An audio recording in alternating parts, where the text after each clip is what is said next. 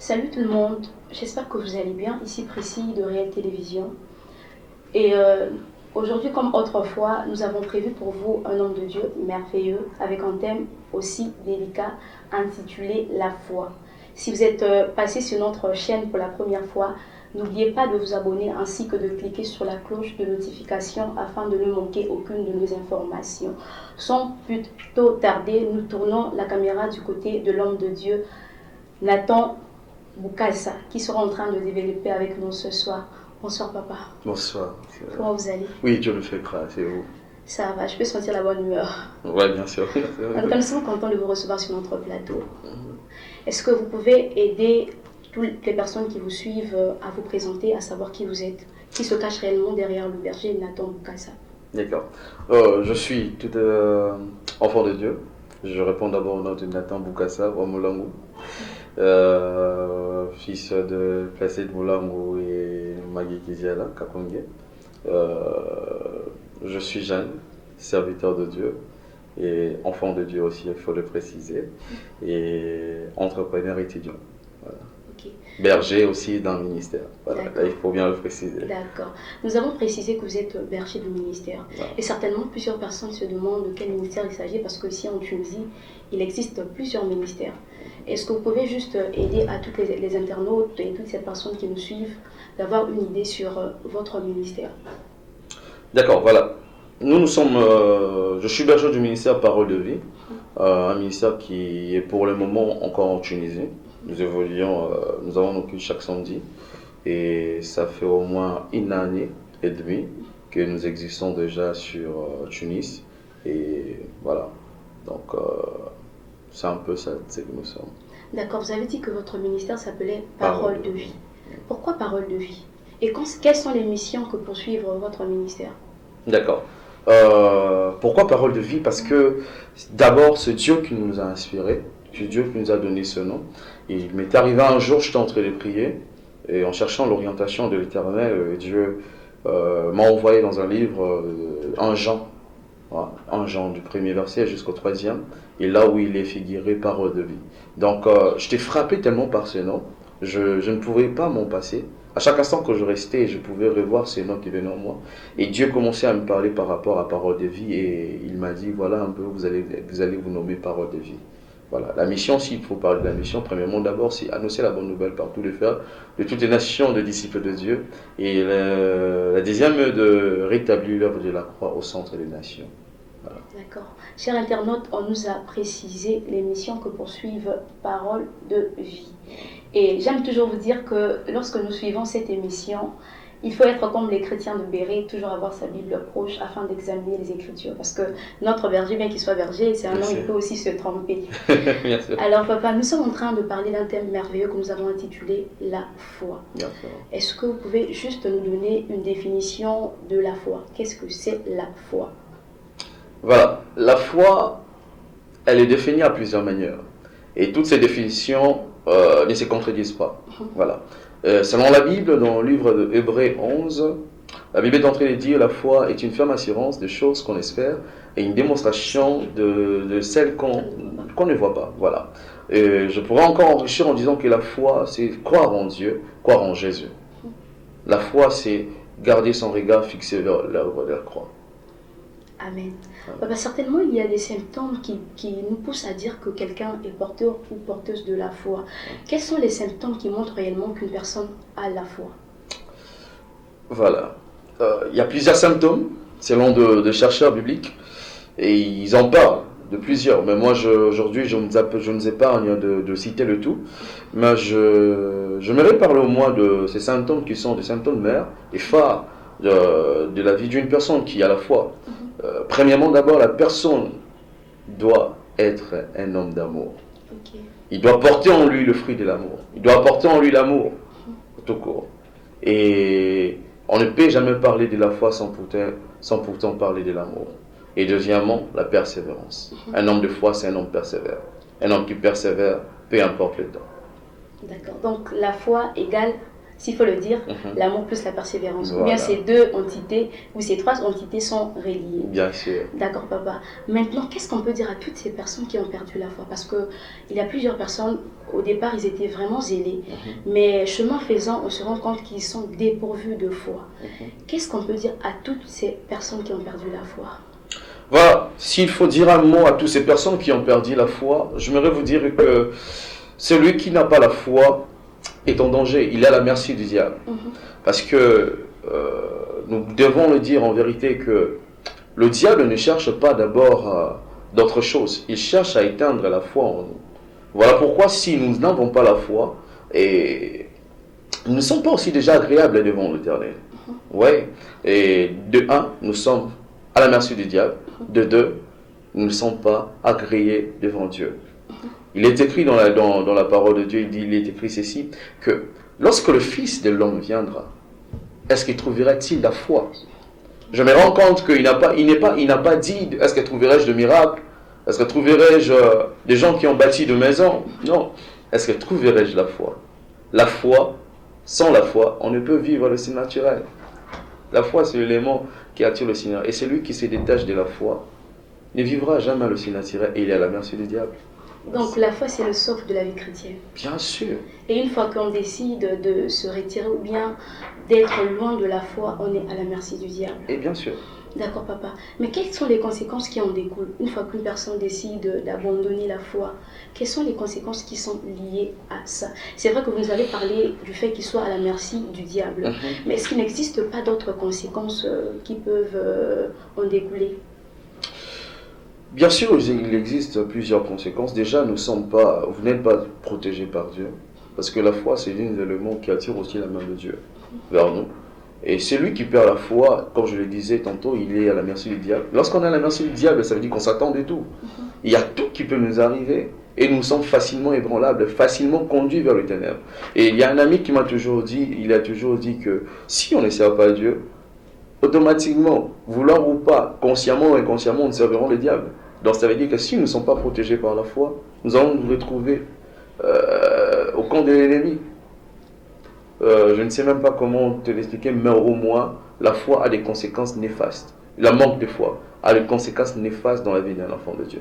Lorsque tu perds la foi, je t'assure, ta vie va vraiment te trahir. Parce que sans la foi, on n'est rien. Amen. Papa, si on a parlé des conséquences, certainement il existe des causes. Yeah. Parce que je ne pense pas qu'un bon matin, tu sers Dieu, tu dors, tu te réveilles, tu n'as plus de foi. Certainement, il y a des choses qui sont à la hauteur ou bien qui sont l'auteur de cette manque de foi. Quelles sont les principales causes qui peuvent faire en sorte que la personne perd la foi aussi facilement? Le principal cause, premièrement d'abord, pour ne pas aller dans des réalités, premièrement d'abord c'est le manque de la connaissance. Mon peuple a péri par manque de connaissance. Nous avons dit, il est écrit que la foi vient de ce que l'on entend. Et tout ce que l'on entend vient de la parole de Dieu, vient de la bouche de Dieu. Celui qui n'a pas la parole en lui, c'est l'une des conséquences qui amène à perdre la foi. Parce que Paul est en train de dire, qu'est-ce qui me séparera de l'amour de Dieu? Est-ce la tribulation? Et si nous n'avons pas cette révélation de la parole de Dieu, nous sommes faillibles à tout moment. Et nous pouvons perdre la foi à tout moment. Voilà l'une des causes. Et deuxièmement, c'est bien sûr de réalité de la vie, dans plusieurs traverses. Et ce sont les deux choses que je peux énumérer pour le moment. Mais papa, est-ce que Dieu est-il l'auteur de la perte de cette foi? Parce qu'il y a certaines personnes qui te diront, la situation par laquelle je passe, certainement, j'ai prié pour ça des jours et des jours. Et Dieu même lui-même, il voit. Est-ce qu'on peut dire que Dieu aussi, il participe parce que cette foi nous quitte ou comment? Dieu ne participe pas pour que nous puissions perdre la foi. Vous savez, il y a certaines choses qui nous arrivent, bien sûr. Cela peut nous diminuer la foi, pour certains qui n'ont pas la parole, comme je suis en train de le dire. Mais lorsque nous parlons de réalité de la vie et que Dieu permet que cela arrive, c'est pour bâtir encore un nombre de foi et non pour détruire. Non. Dieu ne détruit jamais la foi. Parce que la foi, je vais vous le dire ici, est que en réalité, Dieu n'exauce pas nos prières. Dieu exauce la foi qui accompagne la prière. Vous voyez? Et quand le problème arrive, c'est pas Dieu qui l'envoie pour te détruire. Non, non, non, non. On ne peut pas dire ça. Hein. Le diable en profite. Il te séduit, il te fait voir que les choses ne marchent pas. Ton Dieu t'a abandonné. Prenons le cas de Job. Job a traversé, et je ne pense pas qu'il y aura une personne qui peut souffrir comme Job. Le même jour, la même année, je ne sais pas, mais tout ne marchait pas. Même son corps, ça ne marchait pas. Imaginez-vous une telle personne. Même sa femme lui dit, insulte c'est Dieu, comme ça tu meurs. Mais jamais une chose que Job est en train de dire. Il dit, mon Rédempteur s'élèvera les derniers. Donc peu importe les circonstances, Dieu bâtit. On a toujours dit, c'est un texte français que nous avons étudié, l'homme se forme par la peine. Moi je pense que la peine ne peut pas détruire. Dieu n'envoie pas certaines choses pour nous détruire. Dieu ne permet pas plutôt certaines choses pour nous détruire, mais pour nous construire. Voilà pourquoi vous allez voir même les enfants d'Israël. Il y avait une route qui pouvait leur amener vers Canaan de 3 jours. Mais Dieu les a fait passer 40 jours. 40 ans plus tôt. Facile. Vous voyez? Donc, on ne peut pas accuser Dieu, dire que non, c'est Dieu qui a fait que ma foi puisse tomber. Non. Le consommateur de la foi, c'est qui? C'est Dieu. Et le diable ne combat pas nos prières, il combat la foi. Quand les choses nous arrivent, quand des problèmes de réalité nous arrivent, nous devons tourner et voir. Vous savez, derrière tout problème, derrière toute réalité, il y a une lumière de gloire qui se cache derrière. Amen. Donc si nous avons la foi, nous pouvons éteindre les yeux humains pour voir avec l'œil spirituel la gloire qui se cache. Et je sens même envie de prêcher. Il y a l'histoire de comment il s'appelle, de Samson. La Bible est en train de dire, il donne un parabole. Du fort est sorti le doux. Du lion est sorti du miel. Dans le lion qui est ton problème, se cache le miel, le doux, qui est la gloire de Dieu. Donc, pour imaginer, pour voir cela, il faut avoir l'œil de la foi. Donc, j'aimerais te dire, c'est pas Dieu qui détruit ta foi. C'est l'ennemi qui veut toucher à ta foi. Et la foi, comme je t'entre de le dire tantôt, elle s'est nourrie par la connaissance. Donc en résumé, papa, la taille de notre obstacle détermine aussi la taille de la bénédiction à laquelle on s'attend. Exactement. Il y a même des gens de cette heure qui disent, peu importe la durée de la nuit, le soleil finira à apparaître. Il y a un soleil qui s'annonce dans la vie d'une personne. Amen, papa.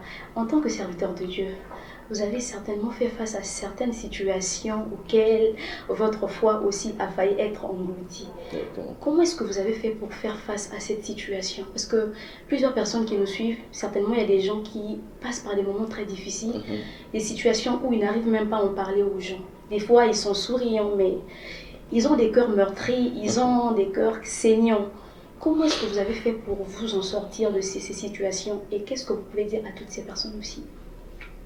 Voilà, moi en mon cas, je ne pourrais pas dire que je suis le Superman de... Non, c'est la grâce de Dieu. Et comme je suis en train de le dire, la parole de Dieu. Vous savez, il nous arrive un moment donné où tu vois que tout ne va pas. Il y a même des fois où tu te dis, Seigneur, je n'en peux plus, c'est difficile, je vais abandonner. J'arrive plus. C'est difficile, je me réabandonner. Et du coup, tu entends une parole de paix qui vient en toi, qui te dit, je suis avec toi. Mais tu dis, tu es avec moi, ça ne marche pas. Il te dit, je suis avec toi. C'est pour ça que j'ai toujours dit, il y a des témoins, le saint témoin, qui existent. Comme une personne qui connaît le rejet. Il y a un Joseph là qui te dit, avant, je connais cela, ça va aller, je suis passé par là. Vous voyez, il y a comme Anne, une femme stérile peut-être qui passe ce moment où j'ai pas d'enfant. Il y a Anne qui lui dit, je suis aussi passé par là, ça fait mal. Donc crois, vas-y encore, ça ira. Tu vois, il y a plusieurs exemples. Et lorsque nous arrivons à perdre la foi, admettons-les. Disons, Seigneur Père, ma foi est en train de tituber. Vous savez, aujourd'hui, on n'est pas vrai dans nos prières. On fait semblant devant Dieu que nous sommes forts, mais nous ne sommes pas forts. Il faut le reconnaître. Dire à Dieu, je n'arrive pas, je sens ma foi tituber, fortifie-moi. La Bible est en train de dire dans le livre de Josué, n'ai-je pas dit, prends courage, fortifie-toi. Vous voyez, la parole de Dieu est là. Elle est là pour nous consoler, Voilà pourquoi je m'aimerais appeler même aussi à des prédicateurs. Je suis contre l'évangile de la condamnation. Je suis contre l'évangile qui condamne. Je suis pour l'évangile de la grâce. Ouais, bien sûr que nous devons prêcher certaines choses, oui.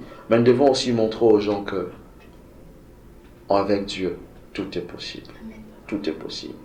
je vous assure, il y a des témoins qui sont quelque part, qui nous voient, qui te disent, va, quelque chose se prépare. Amen. Papa, nous tendons presque à la fin de notre émission. Voilà. En tant que serviteur de Dieu, vous avez des expériences de votre marche avec Dieu. Nous ne serons peut-être pas là en train d'étaler toutes les expériences. Bien sûr. Mais certainement, il y a des personnes qui pourront être édifiées par rapport à vos expériences. Est-ce que vous pouvez nous partager au moins une de vos expériences les plus marquantes afin d'édifier le public qui nous suit, les internautes et vos fils et vos filles? Voilà l'une des expériences que, déjà premièrement par rapport à la foi, l'une des expériences que avant de commencer, de se lancer, nous étions avec nos frères, on n'avait absolument rien.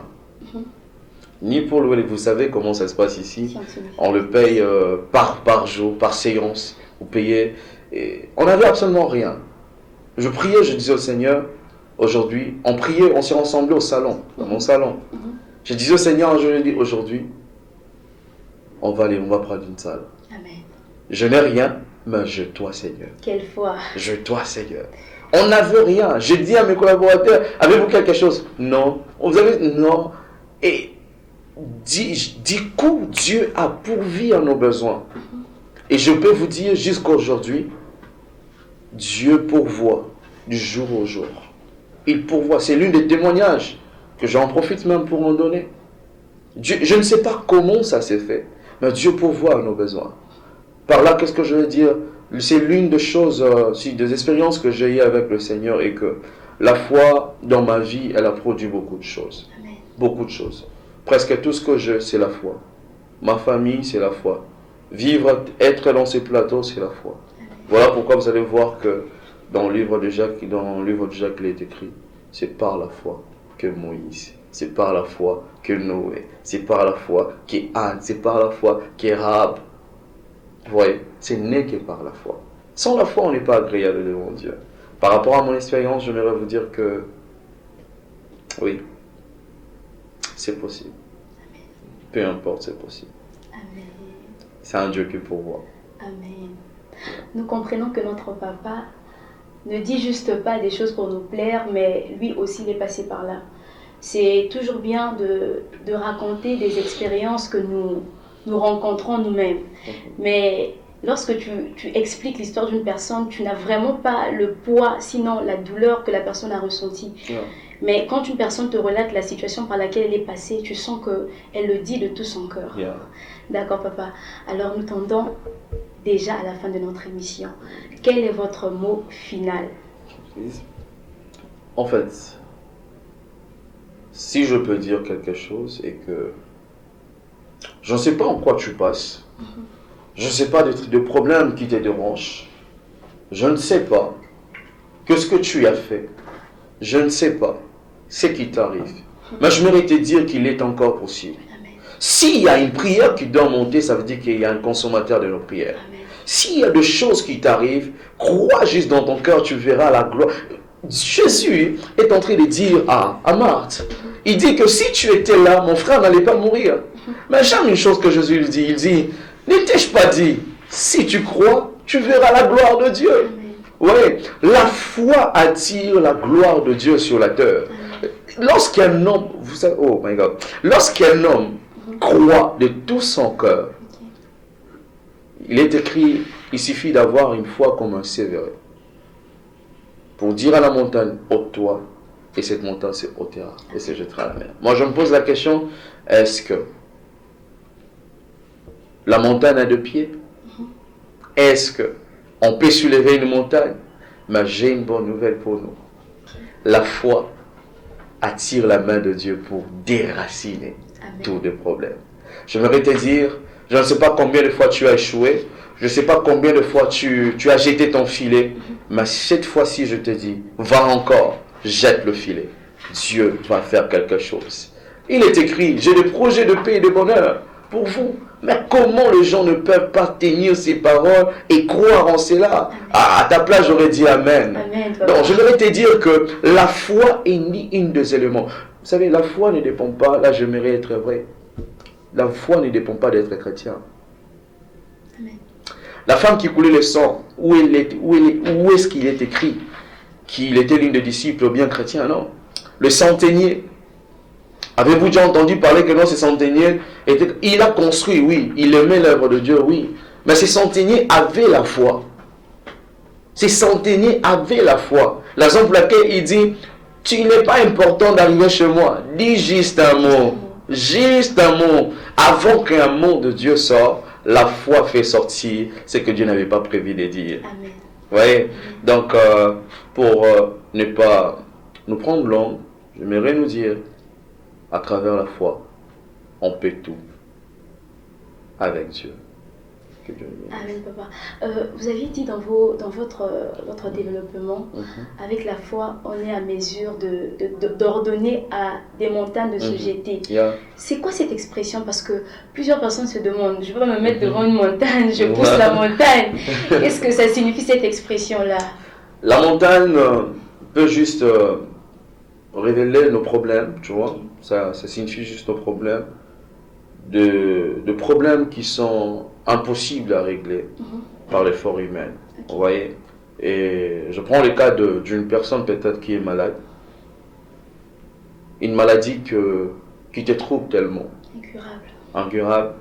Une personne qui a des situations, une femme stérile qui m'entend en ce lieu. Peu importe la durée, peu importe l'année que tu viendras trouver cette vidéo, j'aimerais te dire que la puissance qui est au travers de la parole ne dépend pas des années.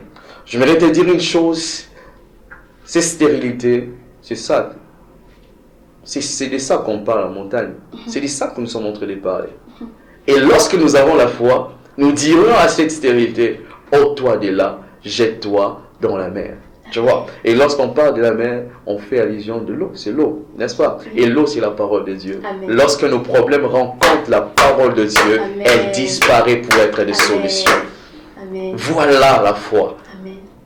Lorsque tu as la révélation de la parole de Dieu, tu n'as plus besoin de dire, de pleurer en cachette.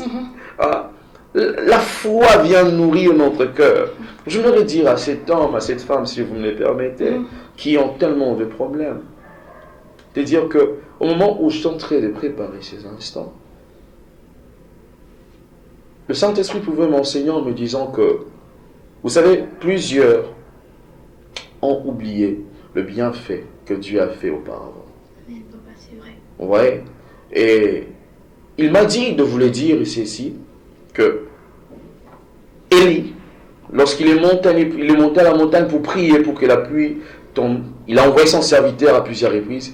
Et lorsqu'il revient la dernière fois, il dit, je vis comme si une nuée en forme de paume de main. Avance. Je voudrais te dire, le petite chose que Dieu a fait hier annonce la pluie d'avenir. Hein? La Bible est en train de dire, le psalmiste est en train de dire ceci. Je dis à mon âme, bénis l'Éternel et n'oublie aucun de ce bienfait. N'oublie pas le bienfait de Dieu. C'est pas parce qu'aujourd'hui tu manques que tu oublieras ce qu'il t'a donné de hier. Ne pense pas que parce qu'aujourd'hui je suis malade, que la guérison qu'il t'avait donnée avant, qu'il sera impossible. S'il m'a guéri hier, il me guérira demain, il continuera à me guérir. Et d'ailleurs, je me annoncer à une personne, la guérison n'est pas quelque chose que Dieu fait chaque jour. Il l'a fait une fois pour tout. Amen. Alléluia. Amen. Donc c'est ça de quoi on parle. C'est de ça il s'agit. On ne parle pas d'un Dieu qui doit encore s'organiser à faire. Non, il en a déjà fait. La Bible est en train de dire, par ce meurtrissure, combien de fois il va se blesser? Il a fait une fois pour tout. Amen. Ne pense pas que la durée empêche la main de Dieu. Non. Je vis des gens de 38 ans, 39 ans, souffrir. Mais un jour suffit pour changer toute l'histoire. Effectivement. Le prends ton lit et marche. Prends ton lit et marche. Imaginons cet homme. Toutes ces années, personne ne pouvait le jeter. Mais là, voilà aussi l'une des choses, un incrédule aussi qu'il était. Gloire à Dieu que Dieu ne dépendait pas de sa foi, mais de la foi qu'il avait lui-même. Jésus lui dit, et plutôt Jésus lui vient devant lui. Il lui pose la question, il dit, je n'ai personne. Tu veux être guéri, je n'ai personne. La question n'est pas de savoir comment ça va se faire, par où et par qui. Mais je pense que c'est d'ailleurs l'une des raisons qui font en sorte que nous ne puissions pas vivre la main de Dieu dans nos vies. Voilà. Parce que des fois, on ne sait pas répondre aux questions que Dieu nous pose. Des fois, tu te dis, tu veux être guéri, tu te dis, Seigneur, j'ai pas l'argent pour aller à l'hôpital. Imagine. Ok. Imagine. Vous voyez, on veut savoir la méthode que Dieu va utiliser pour me bénir. Mais je vais te dire, moi, c'est le oui et l'amen qui m'intéresse. Quand, comment, ça dépend de toi. Dieu, c'est un mystère. Il est un mystérieux. Tu vois. Donc, tel que je suis là, lorsque je crois, je ne ferme mes yeux, je ne veux pas savoir par qui ça va se passer. Parce que Dieu, c'est un Dieu de multisystème. De multisystème. Crois juste. D'ailleurs, la foi, c'est ça. C'est comme un aveugle. La personne qui m'amène, je crois en lui, je ne sais pas là où, c'est lui qui m'amène. Vous voyez, c'est ça dont nous parlions. Ma soeur, mon frère, lève-toi, mais fais un acte de foi. Si ça n'avait pas tenu, va encore. Ça va marcher. Va encore. Je ne sais pas si c'est quoi, jette encore ton filet. Amen, papa. J'aimerais ajouter, va avec la force que tu as. De la même manière que Dieu avait dit à Gédéon, va avec la force que tu as. Bien Parce sûr. que papa, plusieurs personnes se posent des questions comme Gédéon. Alors que son peuple était sous la servitude. Bien sûr. Il se demandait comment est-ce que je vais faire, vu mon âge, vu ma famille, vu. Mais j'aimerais juste te dire, je ne sais pas par quoi tu passes, mais j'aimerais te dire, avec la force que Dieu t'a donnée, va et va. Je crois que Dieu est de ton côté. Et la Bible est en train de nous dire, papa, si Dieu est pour nous, qui sera contre nous? Qui sera contre nous? D'ailleurs, j'aime ce que la Bible dit, parce que je sais que notre Dieu, ce n'est pas un homme pour mentir, ni le fils de l'homme pour se repentir. Et il y a une chose que je m'aimerais ajouter, c'est, je faisais partie de ces gens. De ces gens qui, vous savez, plusieurs pensent, pour que Dieu fasse quelque chose, je dois me jeter par terre. Je dois faire ceci, je dois faire cela. Non. Prenons le cas de Anne, une femme stérile. Elle ne voulait pas manger. Son mari vient lui dire, ne vaut-il pas que 10 000 enfants, puis 10 enfants tout consort, voilà. Elle s'est mise à manger, elle a fini et est allée prier. J'aimerais te dire, si le Saint-Esprit te pousse à jeûner, pour vivre la main de Dieu, fais-le. Mais le jeûne n'est pas forcément quelque chose qui doit attirer la main de Dieu. C'est la foi. C'est la foi, amen. C'est la foi. Et j'aimerais aussi dire à une personne qu'il y a des gens qui viennent devant Dieu demander pardon. Là c'est ce que je trouvais sur plusieurs ici. Tu viens devant ton Père, tu dis pardonne-moi pour telle chose que je fais. Et le lendemain, tu dis encore pardonne-moi pour la même chose que j'avais fait là. Non! Quand tu dis pardon, crois que mon Père m'a pardonné, c'est fini. Dieu n'est plus fâché contre nous depuis l'œuvre de la croix. Pourquoi? Il a dit, j'étends nos regards vers lui pour conserver la vie. Il faut croire à l'œuvre de la croix. C'est tout. C'est tout. Amen.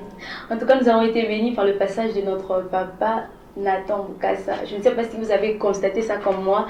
Il n'est pas qu'un simple parleur, mais aussi il maîtrise ce qu'il dit. Et je pense que pour toutes ces personnes qui nous suivent, qui ont pris le temps de méditer les Écritures, j'espère que vous vous êtes rendu compte que tout ce qui a été dit se trouve dans la Bible. Bien sûr. Gloire à Dieu. Sinon, papa, nous sommes à la fin. À qui ou à quelle personne, ou bien, je ne sais pas, à qui est-ce que vous aimeriez bien adresser vos salutations? Mes salutations, je pense, ils sont assez nombreux, mais je vais faire le mieux de citer certains. Premièrement, d'abord, je salue mes parents, des gens magnifiques que Dieu m'a donnés sur la terre. Aujourd'hui, c'est l'une des voies que Dieu a utilisée pour bâtir cet homme qui est devant vous. Amen. Mes parents. Et deuxièmement, c'est mon père spirituel, le pasteur Emmanuel Chubungu, depuis Kinshasa, le pasteur de l'église Cité Bethel, le Massalongo. Et je tiens aussi à passer mes salutations à toute l'équipe qui m'accompagne de Parole de Vie. Je vois le prophète William, le cordon Serfi, l'évangile Jojo, le GRH Kevin, ainsi que toutes les sœurs, Adassa Joyce, Epiphanie, Marceline Mishka, tous ces gens. Et pourquoi pas aussi, cite aussi le nom de Faïda, ce sont des amis qui m'encouragent, ainsi que de Carmen, des gens qui m'encouragent de loin, de partout. Ridi, Yves, vous êtes assez nombreux. Voilà. On tient juste à vous signaler que si vos noms n'ont pas été mentionnés, ça ne veut pas dire qu'on ne vous considère pas. Exactement. C'est juste que nous courons derrière le temps. Et d'ailleurs, on ne peut pas se mettre là à étaler toutes Voilà, ces personnes. voilà. En tout cas, papa, nous avons été bénis par votre passage Gloire à l'année Dieu. prochaine. Voilà. Et je crois que c'est pas la dernière fois, ça ne sera pas la dernière fois. J'en souhaite aussi. Gloire à Dieu. Sinon, de mon côté, je tiens à dire merci à tous les internautes qui ne cessent de nous suivre et qui ne cessent de nous épauler dans cette marche. Et mes salutations sont adressées au DG qui est derrière la caméra, Jérémy. Mes salutations à Aimé, notre AK Design. Je salue Christian Wanga, Prince Modiou. Mes salutations à l'égard de mon berger Esdras Molanga, sans oublier Jérémy Toumba du côté de la RDC. Je salue également mon frère que je porte beaucoup, Némi Nzita. Sinon, on vous laisse déjà. On se retrouve prochainement pour la prochaine édition. Portez-vous bien et que Dieu veille sur vous. Au revoir.